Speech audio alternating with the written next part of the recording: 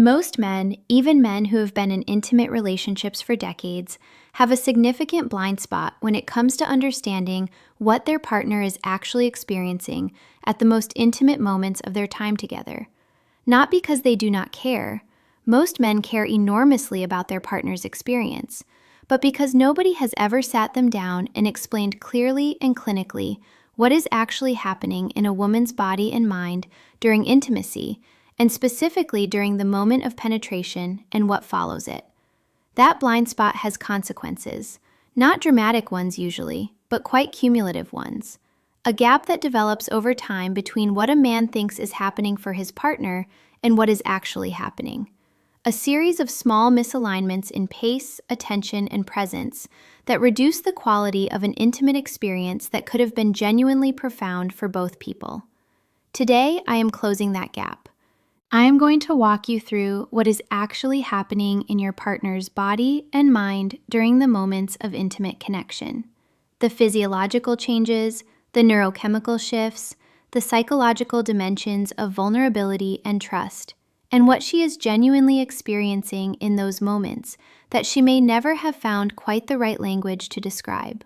And I'm going to tell you clearly and practically what understanding all of this means for how you show up in your intimate relationship. I am Dr. Julia Rhodes, a men's sex therapist with over a decade of experience working with different couples and helping men regain their sexual health and strength back. Before we get into the content, please subscribe to this channel and turn on your notifications if you have not already. Every week, I publish clinically grounded, genuinely useful content on men's sexual and relational health. Share this video with a man who deserves to have this understanding. And now, let us begin. What is happening in her body before penetration, and why this determines everything? To understand what a woman experiences during penetration, you first need to understand the physiological state her body needs to be in for that experience to be what it is capable of being. Because penetration experienced in a body that is fully and properly aroused is a qualitatively different experience from penetration experienced in a body that is not, and the difference is not subtle. Female arousal is a process that unfolds over time in a specific physiological sequence. It cannot be rushed without consequences. And understanding this sequence is the most important clinical knowledge a man over 60 can have about his partner's sexual experience. The process begins in the brain. Arousal is initiated by the nervous system in response to psychological, emotional, or physical stimulation, or some combination of all three. When arousal begins, the parasympathetic branch of the autonomic nervous system activates and drives increased blood flow to the pelvic region. This vascular response is the engine of everything that follows. As blood flow to the pelvic region increases, the clitoral complex, which includes not just the small external glands, but the full internal structure of crura and vestibular bulbs that extend along the vaginal canal, becomes engorged with blood. This engorgement increases the sensitivity of every nerve ending in the region dramatically. The vestibular bulbs, which lie on either side of the vaginal opening and along the vaginal walls, expand and create a narrowing and heightening of sensation at the vaginal entrance. The vaginal walls begin producing lubrication through a process called transudate, where fluid is pushed through the vaginal walls by the increased blood pressure in the surrounding pelvic vasculature. Adequate lubrication is both a sign of arousal and a functional requirement for comfortable and pleasurable penetration. Simultaneously, a process called vaginal tenting occurs. The upper portion of the vaginal canal lengthens and expands, increasing the total internal depth and creating space. The cervix, which sits at the upper end of the vaginal canal, lifts away from the vaginal opening as the uterus rises slightly within the pelvis. This tenting effect is essential because without it, deep penetration will cause the penis to contact the cervix directly, which for most women is uncomfortable to genuinely painful. The pelvic floor muscles, which in their resting state maintain a degree of tonic contraction, progressively relax as arousal deepens. This relaxation is what allows the vaginal opening to soften and widen, making penetration not just possible, but welcoming and pleasurable rather than resistant. It is worth noting that pelvic floor relaxation is not automatic or involuntary in the absence of full arousal. It requires the specific neurological conditions of deep parasympathetic activation that only genuine, unhurried arousal produces. A woman who is physically present but not psychologically safe, or who is aroused but has been rushed before the arousal process is complete, will not have fully released the pelvic floor musculature, regardless of how willing she appears externally. Her body has not yet received the internal signal that the conditions are right for full openness. This is why attentiveness to emotional safety is not merely a relational nicety. It is a physiological requirement. This entire sequence takes time for a woman to be fully and properly aroused, meaning engorged, lubricated, tented, and pelvic relaxed. Takes somewhere between 15 and 45 minutes of appropriate stimulation in most women. And this time frame tends to increase rather than decrease with age. For women in their 50s and 60s, hormonal changes associated with menopause and menopause affect the speed and completeness of this arousal process, typically requiring longer rather than shorter arousal time, and often requiring deliberate supplementation with lubricant, regardless of arousal level. When penetration occurs before this physiological preparation is complete, the experience is different in every measurable way. The vaginal walls are less sensitized. The tenting has not fully occurred, meaning depth of penetration causes discomfort. The cervix has not lifted, creating a risk of painful cervical contact. The pelvic floor is not fully relaxed, making penetration itself resistant rather than welcoming. And the neurochemical state of arousal has not reached the level at which all of the signals that make the intimate experience deeply pleasurable are fully active. For men over 60, understanding this is particularly important because of what it means for the pacing of intimate encounters. The urgency that many men feel around maintaining an erection, the anxiety that the window of opportunity might close, can create a pressure to move quickly from arousal to penetration that directly works against the physiological preparation that makes penetration good for her. When a man rushes this process, he is not just being impatient. He is, without knowing it, ensuring a less satisfying experience for his partner than the same encounter could have provided with more patience and attentiveness. The practical implication is straightforward. Invest in the time. The 15 to 30 minutes of attentive, responsive foreplay that allow her body to complete the arousal process are not a preamble to the real event. They are a non-negotiable component of the real event, the part that determines whether what follows is genuinely pleasurable for her or merely tolerable. What she experiences during penetration, the physiology, and the psychology. When penetration occurs in a body that has been fully and properly aroused, the experience for a woman is neurologically and psychologically complex in ways that most men have never had explained to them. From a purely physical standpoint, the moment of initial penetration activates the dense concentration of nerve endings in the vaginal entrance and the engorged vestibular bulbs simultaneously.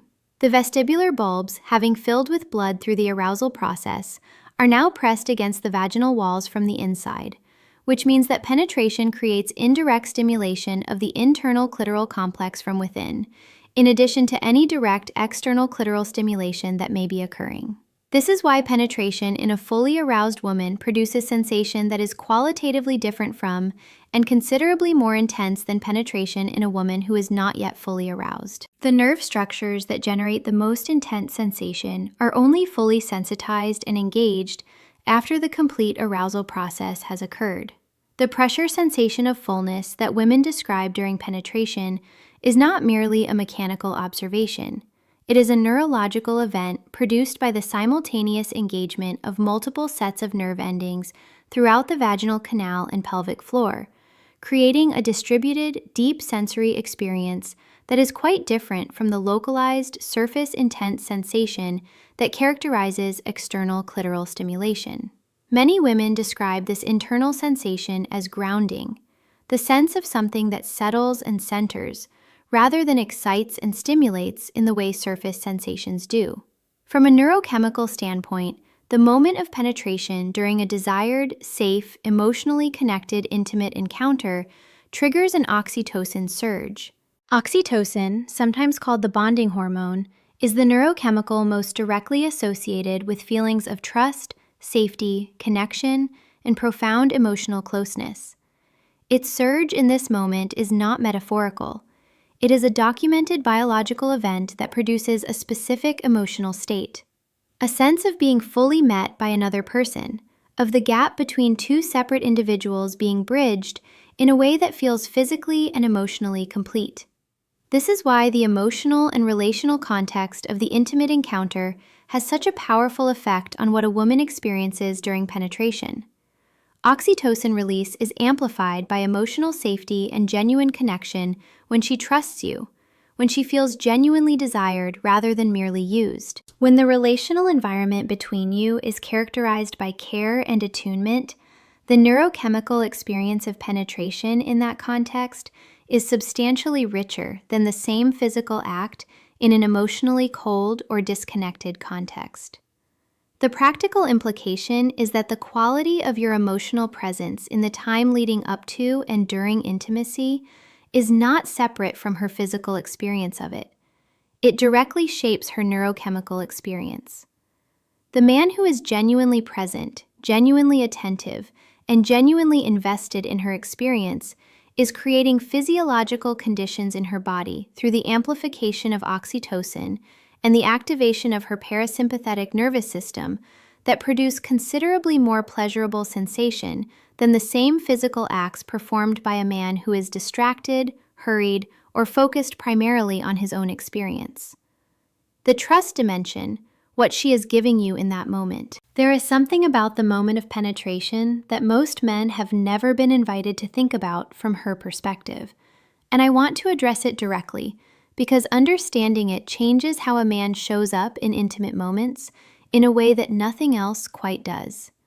The physical vulnerability of penetration, being entered by another person, requires a degree of physical and psychological openness that has no male equivalent. To allow another person to enter your body requires trust, not just the general trust of a relationship, but the specific trust of being in a state of complete physical openness with another person who is larger and physically stronger than you. The body has to actively choose to be permeable rather than defended. The muscles of the pelvic floor, which in their natural resting state are protective and contained, have to fully release and open. This does not happen involuntarily when trust is absent. The body knows the difference. For women over 50 who often carry the additional layer of body image anxiety that accompanies the physical changes of aging, this vulnerability is more consciously present than it may have been in younger decades. She is more aware of her own body. She is more aware of how she is being seen, and the degree to which she feels genuinely and specifically desired by you in this body at this age is directly relevant to how safe it is for her nervous system to be fully open. I want to say something here that I consider one of the most important things I share with the couples I work with. The physical changes of aging in women are real, and many women in their 50s and 60s have absorbed cultural messages suggesting that those changes make them less desirable, less worthy of intimate attention, less worth seeing. When a man of this age approaches his partner with genuine, specific, expressed desire for her as she actually is, the effect on her nervous system is profound. It tells her body that it is safe to be open, that the vulnerability is not a risk, but an invitation. And a body told that it is safe to be open is a body capable of experiencing pleasure that a defended, self-conscious body cannot access.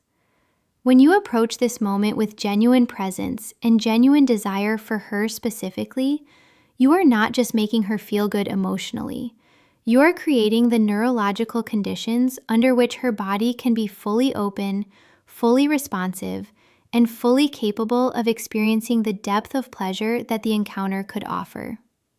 Emotional presence is not a courtesy. It is a physiological prerequisite. What she needs from you during penetration: pace, attention, and presence.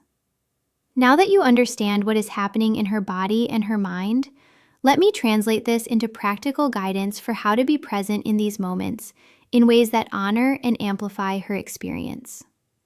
The first and most important thing she needs from you is pace. Specifically, she needs initial penetration to be slow. This is not about timidity or passivity. It is about anatomy. The vestibular bulbs and the pelvic floor musculature, even when fully aroused, need the gradual progression of penetration to communicate welcome and accommodation, rather than surprise and resistance. Beginning slowly with the first entry being gentle and shallow, and deepening gradually over the course of 1 to 3 minutes, gives her body the time to respond to each new increment of depth, with appropriate neuromuscular relaxation and expanded arousal. Beginning too fast, regardless of how aroused she appears, compresses a process that is designed to unfold incrementally. It bypasses the gradient of sensation that makes the transition from outside to fully inside a continuous and layered experience, reducing it to a single binary event. That reduction costs both of you something.